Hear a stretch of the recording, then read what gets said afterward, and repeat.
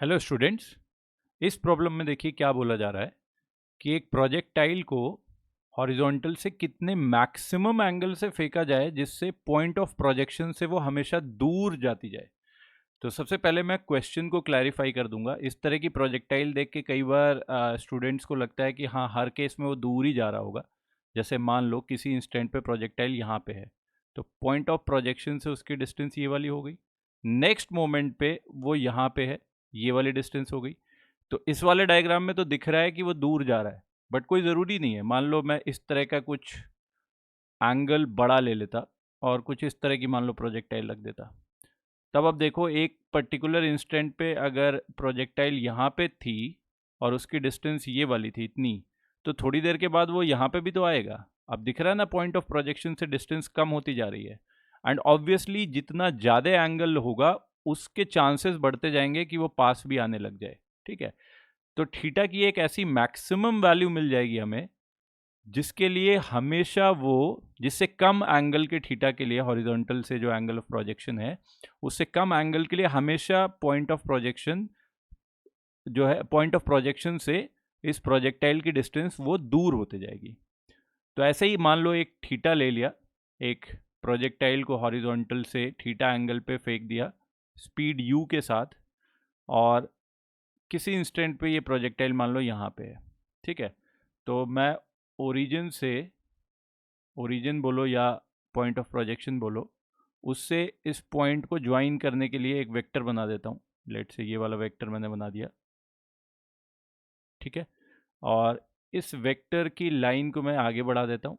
इस वेक्टर की लाइन को लेट से ऐसे आगे मैंने बढ़ा दिया।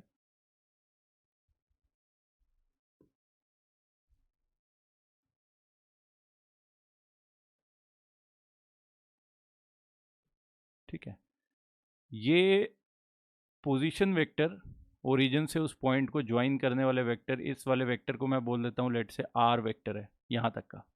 ठीक है, और इस पर्टिकुलर पॉइंट पे जो वेलोसिटी है वो वेलोसिटी वेक्टर टैंजेंट के लॉन्ग में होगा। तो वेलोसिटी वेक्टर, इसको चलो दूसरा कोई कलर कर देते हैं। वेलोसिटी वेक्टर टैंजेंट की डायरेक्शन में ऐसे बना दिया मैंने कि इधर की तरफ है। Let's say this is the velocity vector at this instant. ये आ गया v वेक्टर।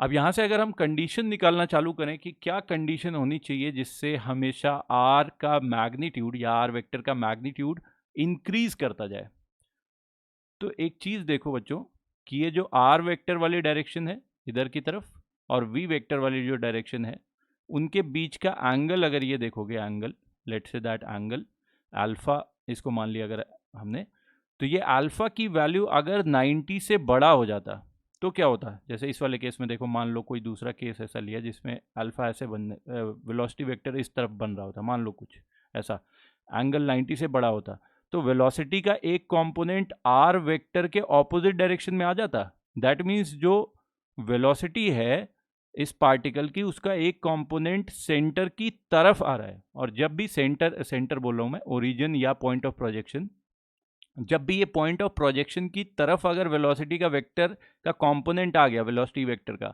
तो इसका मतलब ये है कि अब ये डिस्टेंस कम होने लग जाएगी।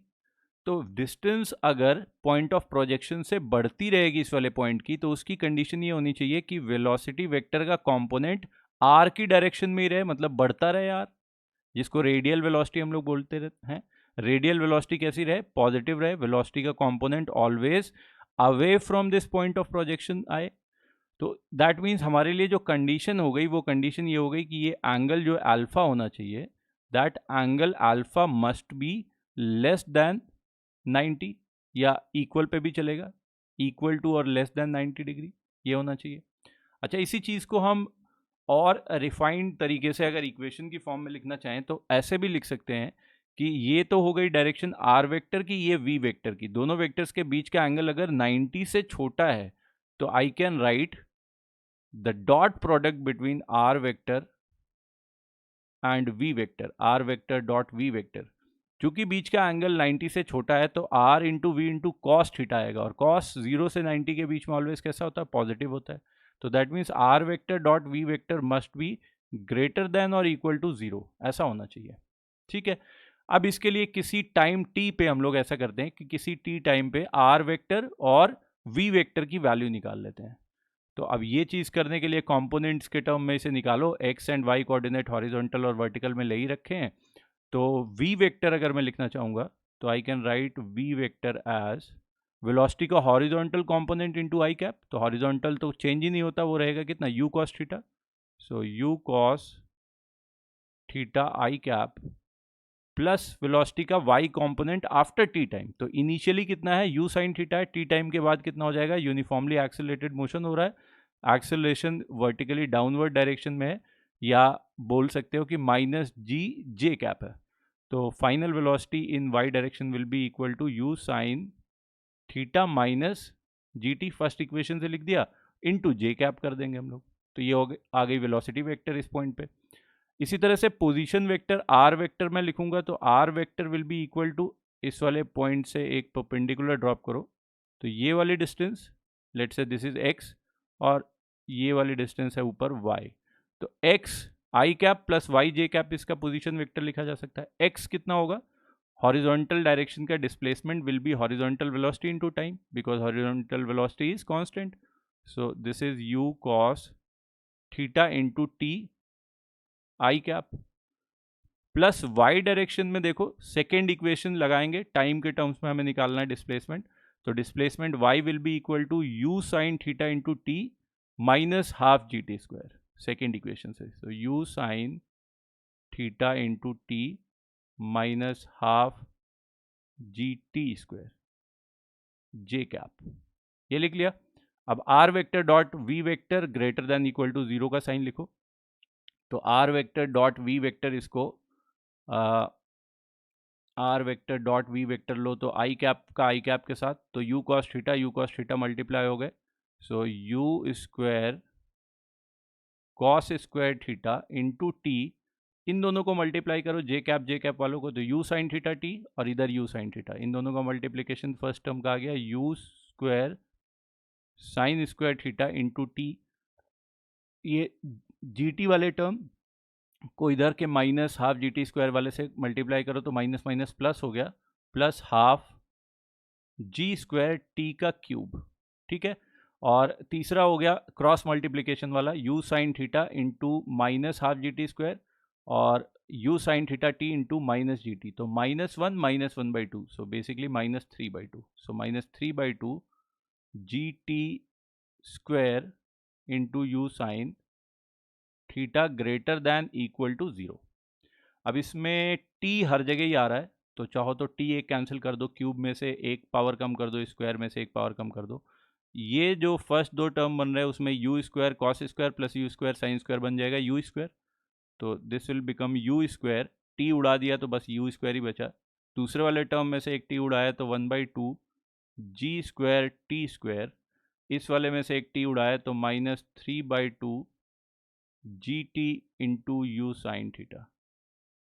अभी दिख रहा है कि t के टर्म्स में एक क्वाड्रेटिक इक्वेशन बन रही है ना, ग्रेटर देन जीरो वाली। तो क्वाड्रेटिक के स्टैंडर्ड फॉर्म में लिख लेते हैं, स्क्वायर वाला टर्म पहले ही, तो G square by 2 into T square minus 3/2 G into U sine theta into T plus U square greater than equal to 0। ये हमेशा बड़ा है, ये quadratic equation always greater than और इक्वल टू 0 है, मतलब कभी 0 जस्ट हो रही है, ठीक है। तो ऑलवेज ये ग्रेटर दैन इक्वल टू, अगर साइन आ गया तो पता ही है कि एक क्वाड्रेटिक इक्वेशन को अगर प्लॉट करोगे तो कैसा बनता है, एक पैराबोला बनता है। और अगर मैं ऐसे पैराबोला बनाऊं तो अगर उसके दो सॉल्यूशन निकलने होंगे तब वो ऐसे कट करके जाएगी, बट उस केस में वो हमेशा ग्रेटर दैन 0 तो नहीं होगा। तो ग्रेटर देन और इक्वल टू 0 का कुछ इस तरह से ग्राफ होना चाहिए, ऐसा ऐसा, मतलब कि एग्जैक्टली या तो वन सॉल्यूशन है या कोई भी सॉल्यूशन नहीं है। तो अगर कोई भी सॉल्यूशन नहीं है या वन सॉल्यूशन है, उसके लिए डिस्क्रिमिनेंट जो होना चाहिए वो क्या होना चाहिए, नेगेटिव या ज़ीरो, है ना। ये बात समझ में आ रही है, ये दो सॉल्यूशन के लिए डिस्क्रिमिनेंट क्या होने चाहिए, लेस देन ग्रेटर देन 0 होना चाहिए। इस जस्ट 0 वाली कंडीशन के लिए जो होना चाहिए वो होना चाहिए इक्वल टू 0, और अगर बड़ा है 0 से ये ऑलवेज ये, तो इस कंडीशन में डिस्क्रिमिनेंट क्या होना चाहिए, लेस देन 0 होना चाहिए। तो हमारी जो कंडीशन है वो इन दोनों को इनकैप्सुलेट करती है, ये दोनों चीज़ें हमारे सोल्यूशन में आ रहा है, मतलब या तो ग्रेटर देन या इक्वल टू 0 हो सकता है। तो उस कंडीशन के लिए अगर हम सॉल्व करें तो हमारे पास जो ऑप्शन आ जाएगा वो हो जाएगा डिस्क्रिमिनेंट की वैल्यू लेस देन और इक्वल टू 0। अब डिस्क्रिमिनेंट इस क्वाड्रेटिक इक्वेशन का लिख लो, बी स्क्वायर माइनस 4ac, तो यहाँ पे लिखते हैं b square minus 4ac। So b वाला टर्म ये है 3g/2, स्क्वायर लिखो तो 9g square by 4 u square sine square theta minus 4 into a which is minus 4 into g square by 2 into u square. ये लेस दैन इक्वल टू 0 आ रहा है। इसमें देखो g square u square cancel हो रहा है, g square u square cancel हो जाएगा, ठीक है। बचा कितना, इधर देखो ये वाले टर्म को दूसरी साइड ले जा सकते हैं, तो 9/4 sine square theta less than equal to 4/2 which is 2। यहाँ से मैं लिख सकता हूँ sine square theta will be less than equal to 8/9। और चूंकि साइन थीटा की वैल्यू यहाँ पे थीटा हम जो ले रहे हैं वो 0 से 90 के बीच में ही होगा, तो साइन थीटा ऑलवेज पॉजिटिव है तो रूट भी ले सकते हैं। तो we can write sine theta less than और इक्वल टू 2√2/3।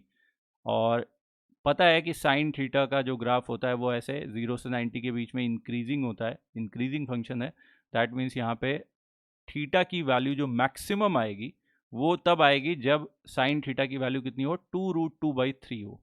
सो थीटा की मैक्सिमम वैल्यू यहाँ से निकाल सकते हैं, theta max equal to sine inverse 2√2/3 and that is our answer.